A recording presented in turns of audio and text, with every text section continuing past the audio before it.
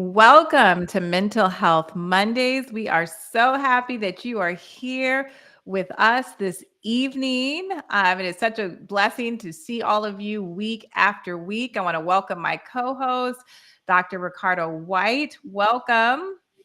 Hello, Sister Atonte. How are you? Yes, I'm doing good. We had a week off, so it was nice to have a week off, but we missed all of you, and we look forward to this evening's program. So, how are you doing, Dr. Whyte?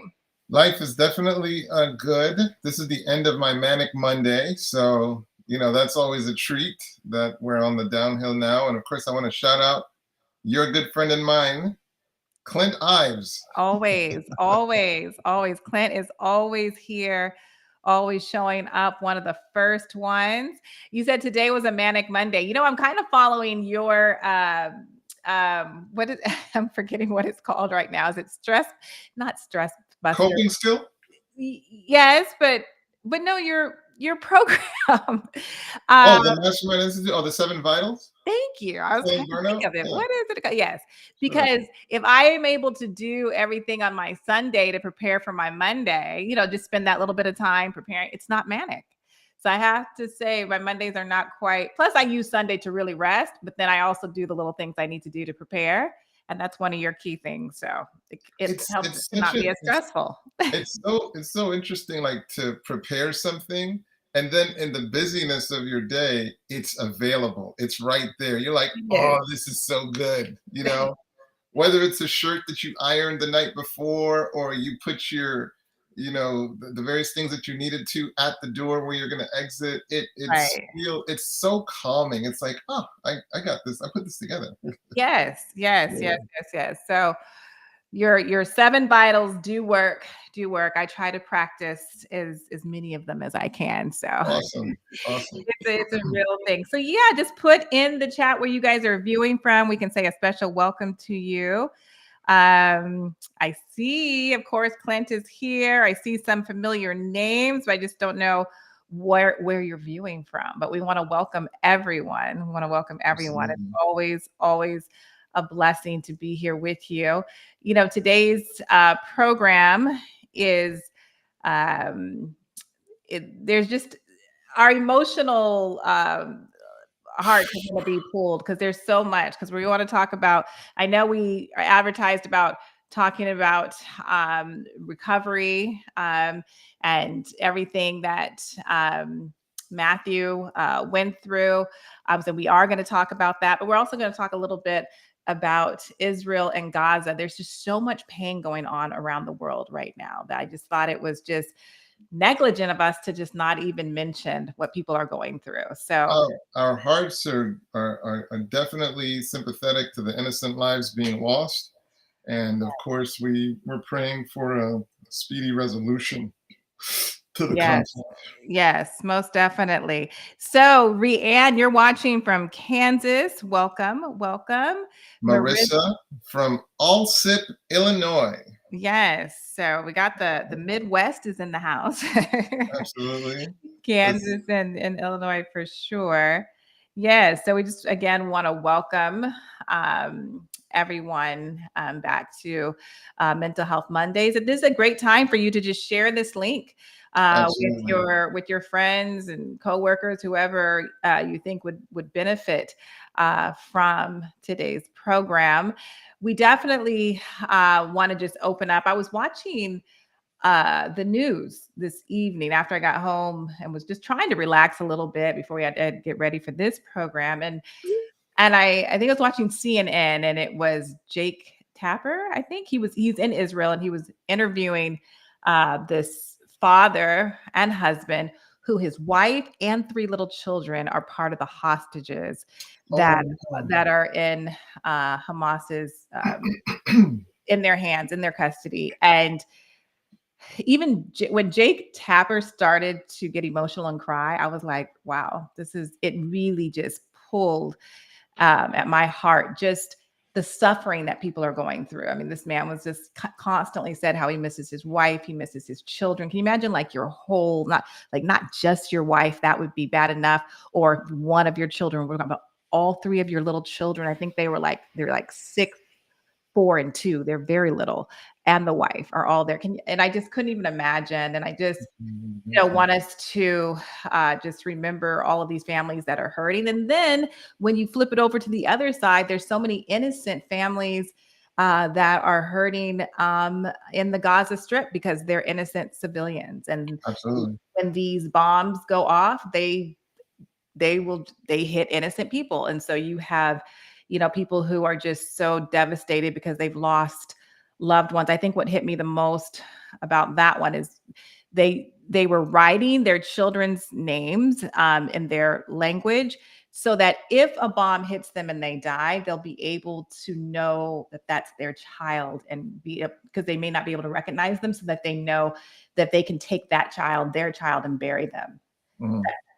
I was just like, I can't even imagine just even to prepare to live like that, have to be living like that, and to prepare to possibly lose your children. And so many children are being killed there as well. So we just want to continue to pray for the whole situation.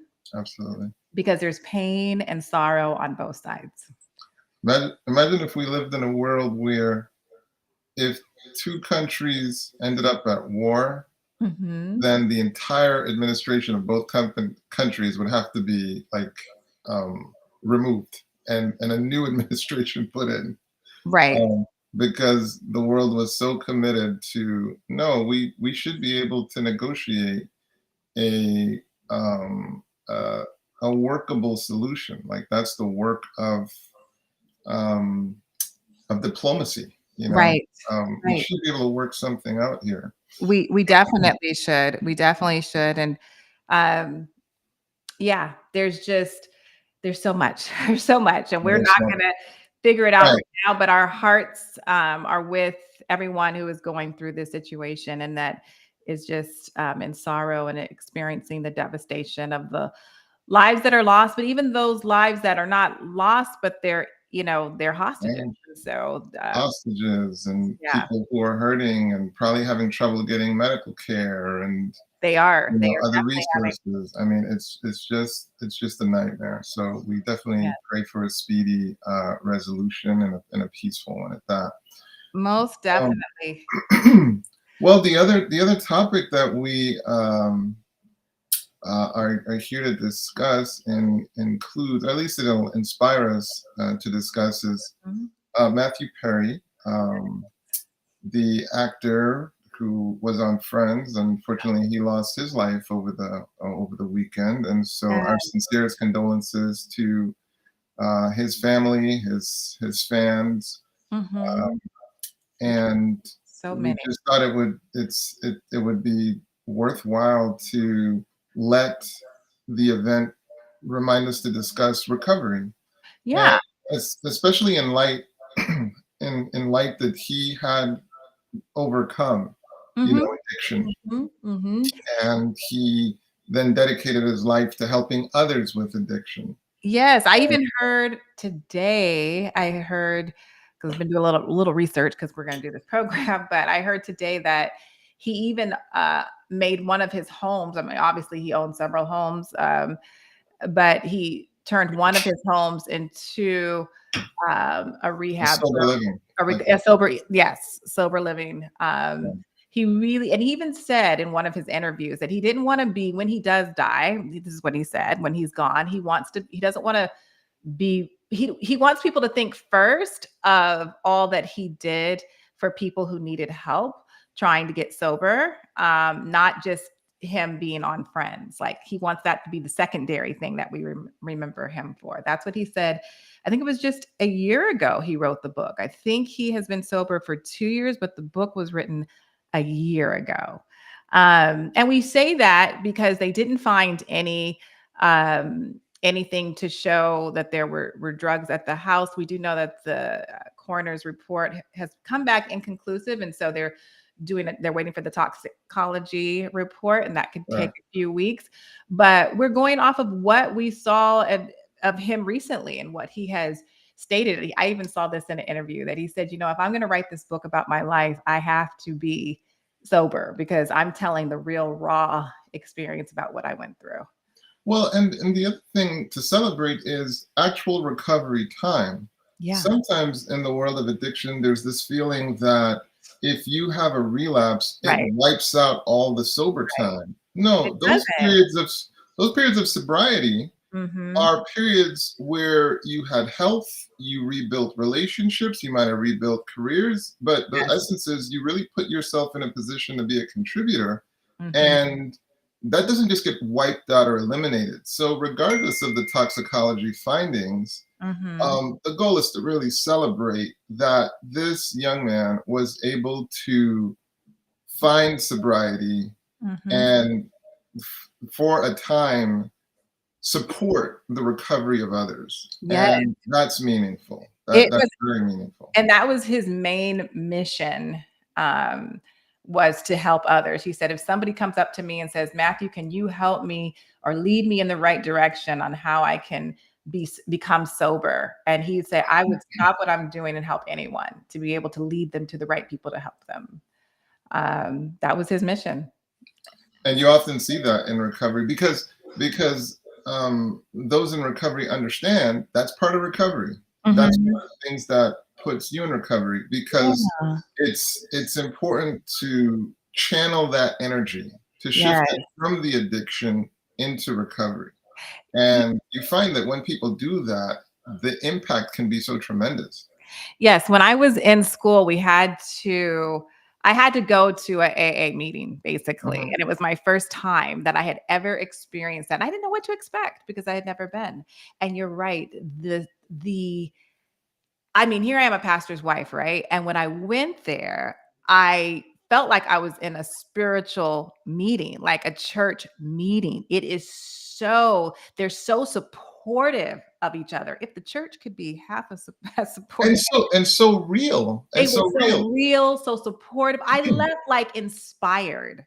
I mean, I was doing it for a paper I had to do, but I was so inspired by it. It was Well, I incredible. mean, I've had to go to a lot of addiction, meetings, whether it was in med school where my project was around addictions, Right. or eventually doing a fellowship in addictions.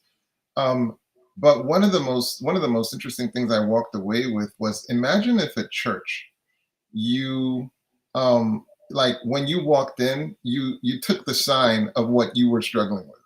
It's like, I'm Ricardo, and I'm recovering from, I don't know, food addiction, or I'm recovering Yes. from, but like, you named what your issue, you just took it on and you just embraced it. You Yes. weren't fake, you weren't trying to hide it. And I think that's part of the power of the setting of the 12-step setting is, Yeah. it's like, no need for shame. Like, Yeah. no No. need for shame, no need for hiding it. You can now embrace it and get the support that you need. So Yes. that would be a cool thing at church. Yes. I'm a gossiper. You just put your sign on, everybody knows. Right. Right. It would just be awesome. It's definitely a memory that has stuck with me throughout the years, that experience. Our producer Amra just sent me this quote from Matthew's book, which I had heard about this too, but she said that Matthew Perry opened up in his book last year about how God helped him overcome his addiction to alcohol and prescription drugs. And he called out, he said, "God, please help me." I whispered, "Show me that you are here. God, please help me." He said, and he says that he knows that God was there, and he just experienced. He says he continued, as I kneeled. Uh, as I kneeled and slowly began to get bigger and bigger until it was, or the light slowly got bigger and bigger until it was so big that it encompassed the entire room. What was happening and why was I starting to feel better? I started to cry, he explained. I mean, I really started to cry. That shoulder shaking kind of uncontrollable weeping. I wasn't crying because I was sad. I was crying because of the first time in my life I felt okay. I felt safe and taken care of. That's Uh, powerful. yes, very That's powerful. powerful. Mm. Very, very powerful. So yeah, he definitely, and that was towards, I mean, that was just a few years ago, towards the end of his life, that he was really starting the sober journey. But it wasn't always like that. He definitely um there is some, he says that, or he said in his book that he spent half of his life trying to get sober. He was been in rehab 15 times. He detoxed 65 times. His colon exploded, and that's a literal thing. It exploded, and he had 2% chance to live. And everyone thought he was going to pass then, but he didn't. He went on to write this book and to be an inspiration to many. And the doctors gave him 2% chance to live if he could make it through the night. After that, it would still only be 2% chance. And he made it. So it never give up on anyone, right? When they're in that situation, or if someone's in that situation, don't give up on yourself. Yeah, I Don't think give up on it's yourself. I think it's also a reminder that even when things look like you appear to have everything, like don't be Mhm. deceived by that appearance. I Right. think a lot of times we assume that once you get into a certain tax bracket, your problems go away. Oh, not. There's nothing more that you want that you can't have. And my goodness, is that just not the truth? No matter what tax bracket you're in, no matter how much it appears you're getting everything you want, there are some things you can be denied that you very, very, very, very much want.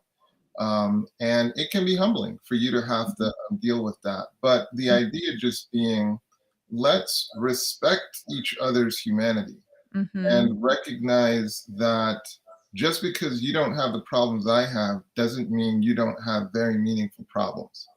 Mhm. Because I think that's the one thing we all have in common. We all have in common there's something making our life very difficult. There's something making our life a little easier, and that's kind Mhm. of true for everyone. And that's the awesome thing about when we come together. Sometimes the thing that makes my life easier when I share it with you, it can help address that issue that's making your life more difficult. So Mhm. it's definitely Mhm. power when we come together.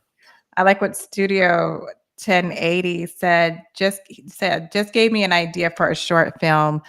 A church that knows everyone's issues and no judgment, but works together for healing.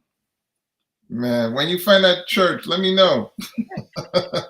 We're hoping that will be Living Manna Church. That's There Living you go. Manna There Church. you go. We're praying that There is. you But go. just, yes, just to remind everyone that we are taking your questions and some comments as well. But yes, please put any questions you may have in the chat, because maybe some of you know, maybe some of you don't know, but Dr. Whyte specializes in helping, Addiction. yes, with addiction, but yeah, helping patients with addiction. So he definitely has some expertise in this area. Yeah. Yes. Mm. So definitely you can bring your questions. And there's others who say they can totally empathize with addiction and recovery. It isn't easy, but with putting it into God's hands, it is possible. And so, yeah, as you guys are, thinking and preparing your questions and comments, Matthew, he was very open and transparent in his book about just some of his early years and his early years started, wow, so early. He calls it at 9 months, he was abandoned by his father. He says that him and his mom were both abandoned. And he just never felt, these are just his words, quoting, that he never felt like he was enough. Like if he was enough, he wouldn't have been abandoned. His father wouldn't have left them at the Canadian border, and went back to California, which his father was a up and coming actor. Um, and so he just always had that hole in his heart about how he felt abandoned at a very, very young age. Um, Yeah, what I would say is, so first of all, again, sincerest condolences to the family. And mhm, sometimes, it's moments like this that any kind of past issues can further mhm, magnify the feeling of, hey, did I do everything that I can? right. And the reality is sometimes those kinds of questions, they don't really help per Mhm. se. The reality is nobody's perfect. No. And when you really look at it, a lot of times people are doing the best that they can with Mhm, the situation that they're dealing with. And are mhm, you to do it again? Maybe you would do something different, maybe you would not. mhm, But sincerest condolences. I think the big thing is what do I learn from this that I can take into my life going forward? Right. That's the Mhm. real key thing I would say. What do I learn from this so that I can really and truly take this into my life going forward? I have to say he also mentioned in his book that him and his later on in his life, him and his father became very close, and his father put a lot of time in trying to rebuild their relationship, and that's Absolutely. really all you can do once you've maybe messed up at the beginning or not done exactly everything the way, it should be done as a parent. But once you realize that, you that is what you can do. You can turn the corner and say, okay, and like you said, like you like to say, Dr. White, until now. I Until wasn't now. that I wasn't that parent until now. Until now. And Like, so we have the potential to improve things. We can talk a little bit about opiate deaths. okay. I remember when I was earlier in training, certainly earlier in my career, Mhm. the numbers were around like 13,000 people losing their lives from opiate overdosing. Mhm. And granted, the figures aren't always as clean as you would like, but according to the CDC, they're saying that opioid-involved overdose deaths rose from 21,000 in 2010 to 46,000 in 2017 and remained steady through 2019. Now, get this.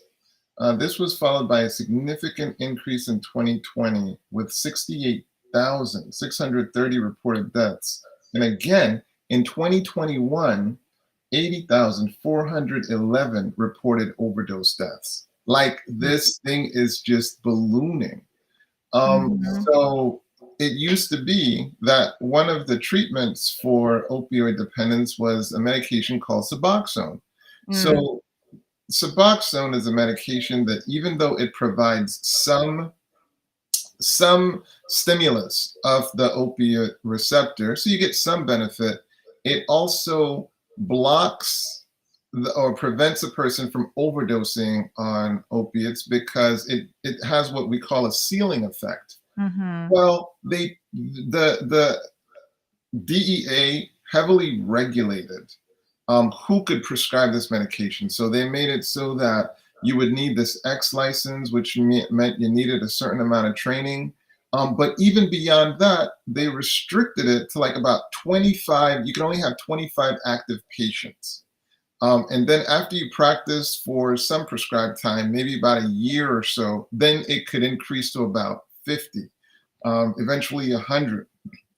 So you can imagine how much it constrained the availability of treatment.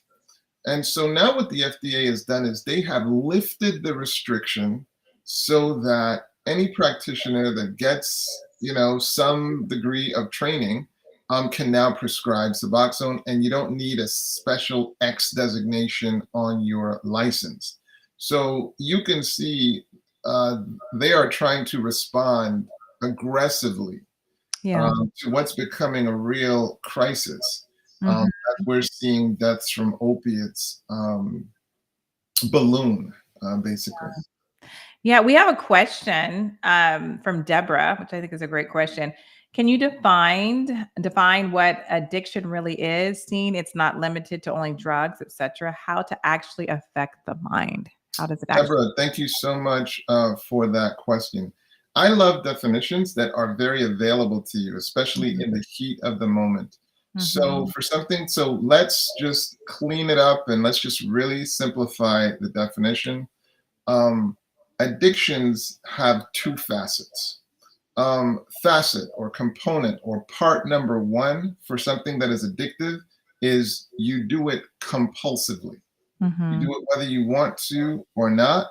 And then part two, it has negative consequences. The behavior has negative consequences. So that is a very, just rudimentary definition for addictions. Understanding, hey, I'm doing this compulsively. So I'm doing more of it than I want to do. I said I would stop and I still find myself doing it. So that's the compulsive part.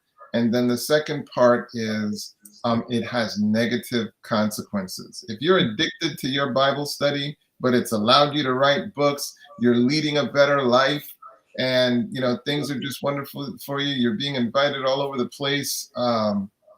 Then so be it.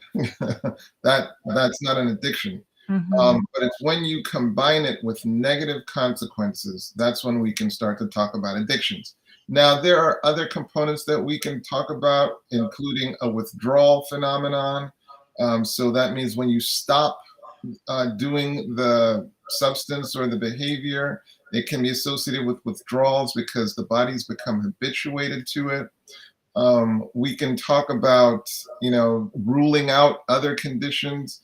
But if I just drilled it down to the core, I would say focus on the two questions you can ask yourself is, am I doing this compulsively? Am I continuing it even though I told myself I wouldn't? Am I increasing it and experiencing what's called tolerance, increasing the intensity of the behavior because I'm not quite getting the same feedback I used to? And then, is it associated with negative consequences? If your answer is yes to those questions, Mm-hmm. it's likely you're dealing with an addiction. Mm-hmm. Mm-hmm. We have another question.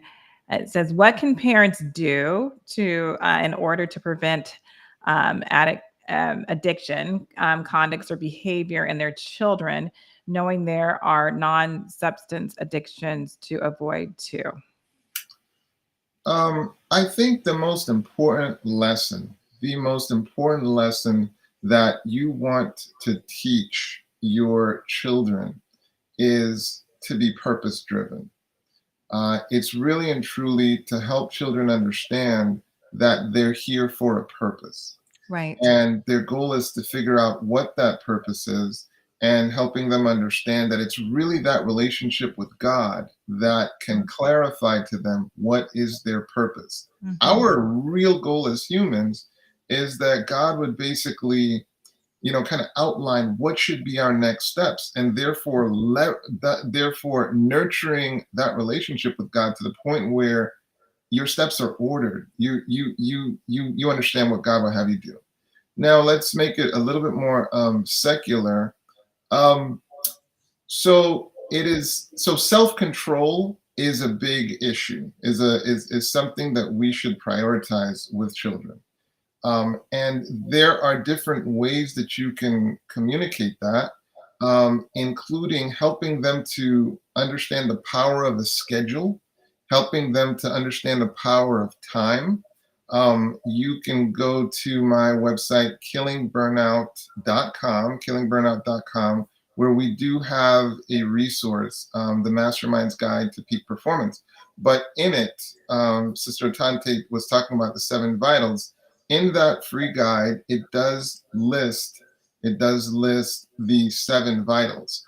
Mm-hmm. And parents, we really should be teaching children how to organize their lives in those 7 super important areas of their life. Mm-hmm. And what you'll find is if you do that, then they can start to see when things are getting out of whack, when it's like, I'm spending all this time in this area, so now my life is falling apart in these areas. Mm-hmm. And as they really kind of train themselves and practice in that way, those are the things that will protect them from addictions. Because I'll tell you this, Sister Atonte, Mm-hmm. ultimately, when you look at a good rehab program, it's going to rehab you in those 7 vitals. Right. It's going to help you get centered spiritually. Mm-hmm. It's going to help you rehabilitate your relationships. Yes. Especially the relationship with yourself. Right. It's going to help you as far as learning how to manage your resources, because there's a very unhealthy dynamic that can be hidden, that even though you may own something, it can also own you.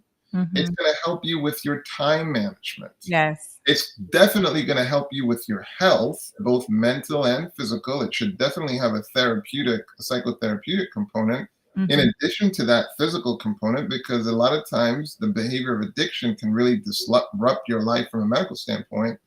But then it should help you with purpose, which is number 6. Viktor Frankl, quoting Nietzsche, says, "A man who has a why can get through any how." So when Mhm. you have a purpose, it's as if you're really poised to survive any season. But then the last one, of course, is rest and recreation. Right. As you're rehabilitating your appetites, you're rehabilitating your valuing of activities that are actually truly recreational. You Mhm. emerge from them recreated, refreshed, rejuvenated.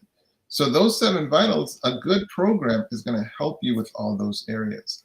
And then parents, it's also a nice screening tool for is my child struggling with an issue? Right. Right. Where are they spiritually? Where are they in their relationships? How are they managing resources? How are they managing their time? How is their health? What is their purpose? What are they doing for fun? Mhm. That's a mental checklist you can go through and see, hey, is my child having a problem in one or many of these areas that I need to address? What are you Mhm. going to say, sis? I was just gonna say, and I don't want to say I'm being devil's advocate, but I do want to throw something out there too Please. that, um, some parents may be thinking, I didn't call it all of those 7 steps, but I tried my very best to do most of those or the majority of those things, those amazing steps that you just laid out.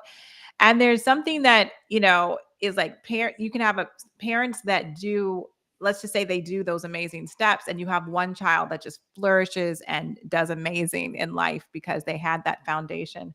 And then you have another child who doesn't accept those positive things that you're trying to instill in them and teach them, and guide them with. It can be so challenging at times and discouraging, but you have a child that you know, has emotion, is still dealing with some emotional issues. And you think, wow, I have this other child that's flourishing and they had the exact same life, this exact same parents. But this child grew up and turned to alcohol or turned to uh, drug use, maybe not major drug use, but mild drug use enough to like, um, and Destabilizing. yeah, exactly. I mean, what would you say to that? Yeah, yeah. I would say that question engenders so many factors. Number one, it is a myth that 2 kids in the same home are having the same life. Right. It's a myth. Um, First and foremost, there's often an age difference. Mhm. So that means at different developmental stages, they were experiencing the home, what you might call the same, in different ways. Mhm. Also, parents will often respond to one child one way and another child another way.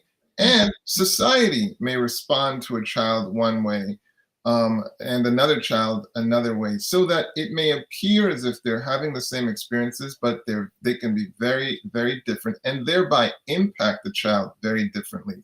But then I want to give you this message of hope. One of the things that really got me excited about addictions was you never know what will be that positive contribution that's going to be the saving grace, the saving defining factor that helps that person. And you Mhm. know what? Most of the times, it's all of us making a contribution and it working together. Mhm. So, one thing I noticed was the patients that tended to have significant health or positive issues in those 7 vitals. So, let's take a parent who poured into their child. One of the things is that pouring often gives a better prognosis. So, Mhm. even if that child struggled, a lot of times they don't fall quite as far as somebody else who maybe had none of those vitals that we talked about. Right. So and sometimes you saw them as family able to contribute more. But the bottom line Mm. is you want to make all the contributions that you can because none of us are fortune tellers, and you never know what's that defining factor in helping that child return to recovery. Right. So don't be discouraged just because you can't see the benefit, just Mhm. because that child dipped. There at times can be very positive reinforcing things that are going to help that child recover. You Yes. remember the verse, train up a child in the way that he should go, and when he's old, he will not depart from it. Or there may be a return to it. And so that investment can have dividends, even though it might not be obvious in the beginning. Yes, no, totally agree. We have another question. Rianne German is saying, why is there not more emphasis on treatment?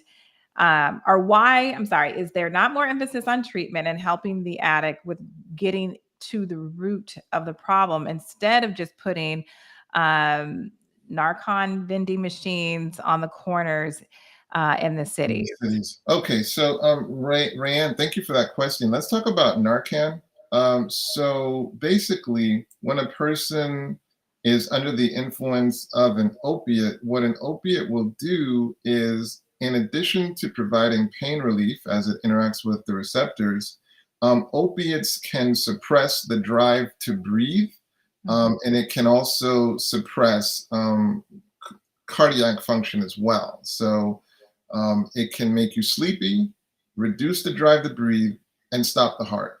So you can see that that is a condition that is not congruent with living. And that's why you see a lot of people overdosing, especially as you're seeing fentanyl also being combined with a number of the substances, including methamphetamines. So what they did was they've made Narcan very available because if a person is under the influence of opiates, what Narcan will do is it will cause that opiate to kind of dislodge from the receptor. Narcan will come in. So now it's basically removing the effects of the opiate, and you'll see that person kind of come back to themselves. We would see this in the emergency room where a person would administer Narcan, and of course, a lot of times the addict was very upset because you just ruined their high. But so it has a powerful saving grace. Mhm. So the issue is we're talking about different strategies. So that strategy of providing Narcan that attacks one dimension of the issue. The next part, of course, is yes, all right. So now at least that you're saved and it saved the person from overdosing, you absolutely would want to get them into treatment where addressing those seven vitals that I talked about Mhm. occurs. And Mhm. most of the rehab programs that have any commitment to excellence, they're gonna address a number of those seven vitals, if not all, but they're gonna try to address them. And one of the things they will offer is psychotherapy. Right. I was. And it is in psychotherapy where an effort is being made to get at, what are the core issues this person is dealing with that's leading them to the addiction. Mhm. But on Mhm. balance with that, sometimes it's not critical, to just over focus on why is this person an addict and what are those core issues. It's, hey, let's make sure we change the behavior, Mhm. because an important part of recovery is changing the behavior, changing the environment, and changing those things that we're attached to using. Mhm. Because and that being a priority over just overemphasizing, hey, what are those core reasons why you use? Like I remember in treatment, we'd be like, because it's fun, Mhm. so that's part of it. Part of it is that Right. it's fun. But it's critical to understand the core part of addiction is it's often really effective in the short term. So there's a short term gain, but there's tremendous long term cost. Mhm. And Mhm. so when people over focus on short term, it can really set them up for poor decisions, addictions, and the long term consequences. Yes, agree with everything you just said. There, when people are in rehab, there are psychotherapists that specialize in addiction. And so they are there when they're in those facilities. But when they get out, I think it's also very important for them to follow up with a psychotherapist, and you can continue to work and possibly, if that's in the way that the therapist wants to continue to go and to treat this person, to go to those root causes, because a lot of times what people are doing when they begin before they're fully addicted is they're self-medicating. They they get that first high, and they feel amazing. And maybe it's the first time in their life that they feel that amazing feeling. And then of course they keep going back. And by at that point, they're addicted to that. But it's, it starts off like, hey, let me try this. It's fun and it makes me feel really, really good. And so after someone leaves a rehab facility, going to a psychotherapist can definitely help and continue their treatment as they're moving forward and their life of recovery. Let's listen to Listen to Amra's question. So the 7 vitals are like the 12 steps, but condensed. Amra is trying to get a war going between the 12-step communities and Dr. Whyte. Oh. No, I would say we're talking about 2 very different things. I wouldn't say this approximates the 12 steps. I want people thinking about the 12 steps to think about 12 steps. People thinking about the 7 vitals, 7 vitals. Yeah. If you've had any exposure to the They're 12 both steps, they're both amazing. well, thank you, sister. If you had any exposure to the 12 steps, there is a comprehensiveness. There is this. I mean, it's just a world unto itself. So no, I'm not trying to compare the 7 vitals to the 12 steps, but I'm saying the 7 vitals is what I saw work for my patients, and and my clinical experience is what drove me to develop the 7 vitals. But I would not put them in the same sentence just because of the all-encompassing nature of the 12 steps. Mm-hmm. Could epigenetics have something to do with addictions? So the field of epigenetics deals with the issue that as you engage in certain experiences, aspects of the DNA get exposed that might not have been exposed otherwise. So it's really, really fascinating. So the question is, as you engage in addictive behavior, could it impact the DNA in such a way that things might get exposed that you wouldn't have been exposed otherwise? It would seem that that's plausible. I don't have the details on that, Althea, but it would seem plausible. Basically, epigenetics is dealing with the fact that your behaviors will impact your DNA. I'll give you an example. For example, there are people who have a genetic predisposition to developing a thought disorder. And when I say thought disorder, I mean things like schizophrenia. They have a predisposition, but it's not expressed. And then they, for example, use marijuana, right? And now that predisposition gets expressed because of something that they did. So that would, in some ways, be a sort of illustration of how the behavior can impact the genetic expression. Whereas had the person not done that, it wouldn't have been expressed. I think I've heard it said this way, correct me if I'm wrong, but that genetics is like a loaded gun, but then the actual behavior was like pulling the trigger. Right. Genetics loads the gun, and behavior pulls the trigger. But I've heard that there's a different word for behavior, but you get the idea. Yeah. Yes.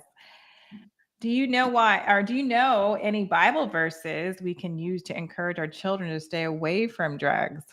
Oh. Juhan Hidalgo. Thank you for that. Thank you for that question. It's interesting because I'm peeling through the Bible verses in my mind. Well, I mean, I got some texts. Be not conformed to this world, but be ye transformed by the renewing of your mind. Your body is the temple of God. Yeah. So that, but what's powerful about that verse is it starts with, make your body a living sacrifice, right? Just available and directed by God. And then I love where Paul is like, because this is your reasonable service. He's like, this is the least you can do. Right. And then he talks about be not conformed to this world, be transformed. It's like the devil is like modifying the world such as to change you and kind of bring you further away from God and the purpose he has for you. And so Paul here is issuing this warning, be not conformed. Don't let the world change you.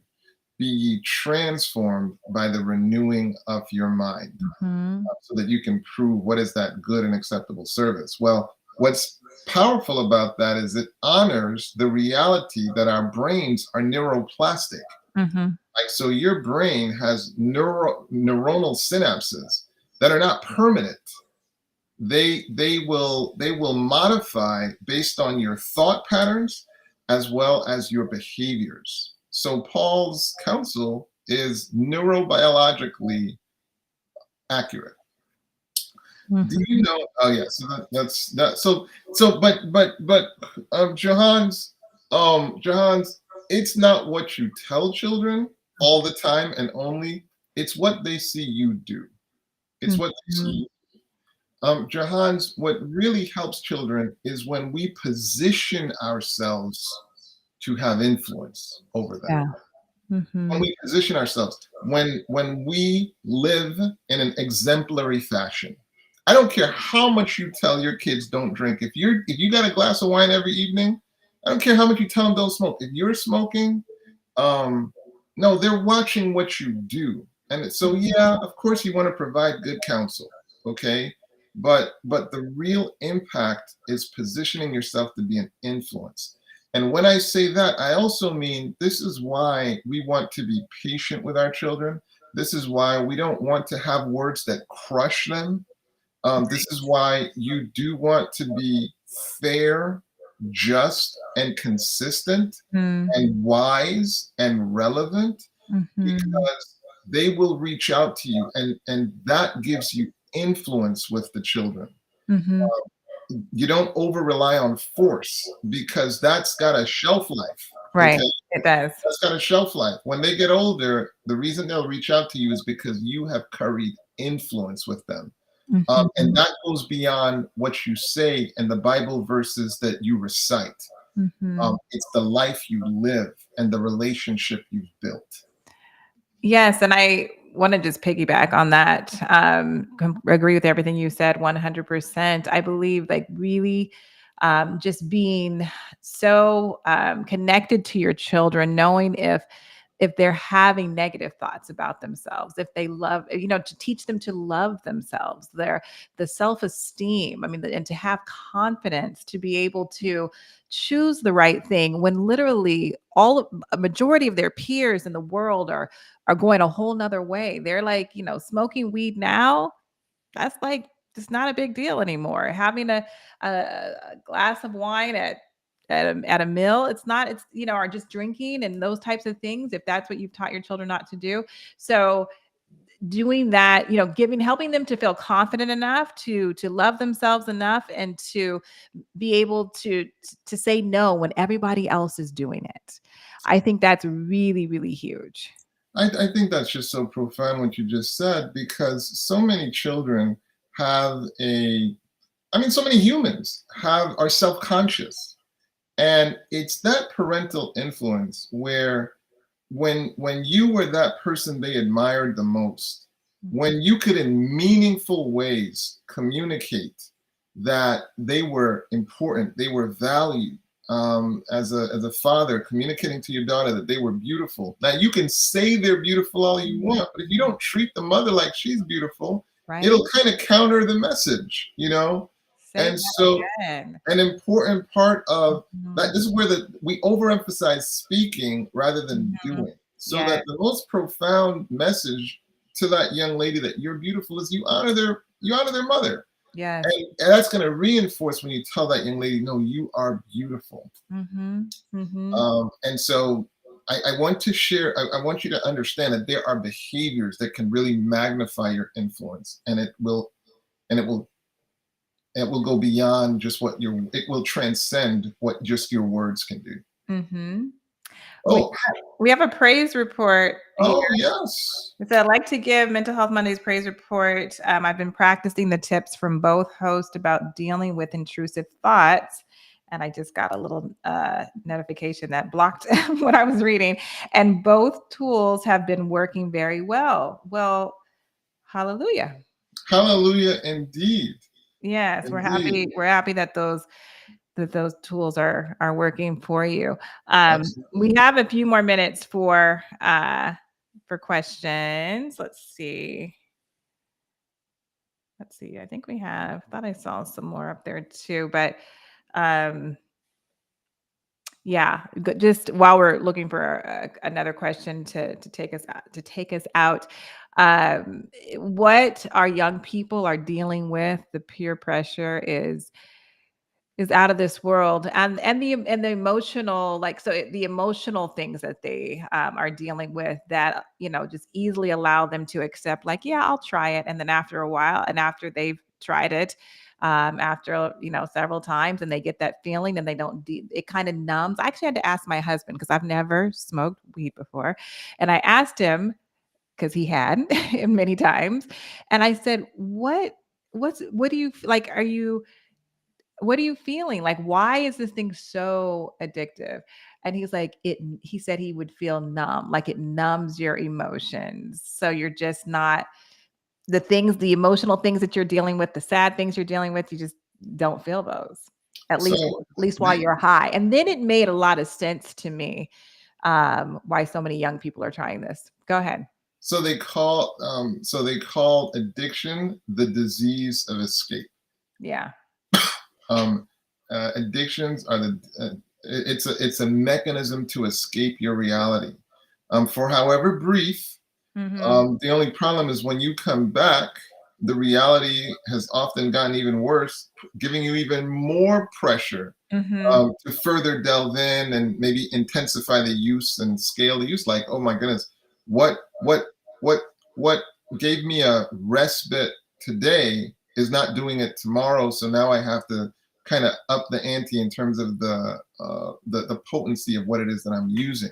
Mm-hmm. It's not a winning strategy. And Yeah. contrast that instead with when you learn how to deal with the issues, when you learn how to leverage what I call the seven vital, when you learn how to use that to really cope, that's when it doesn't just help in the short term, it Mm-hmm. actually helps in the long term. Right. Um, and and and Sister Atonte, this conversation would be remiss if we didn't also mention counterfeit versus the genuine. Right.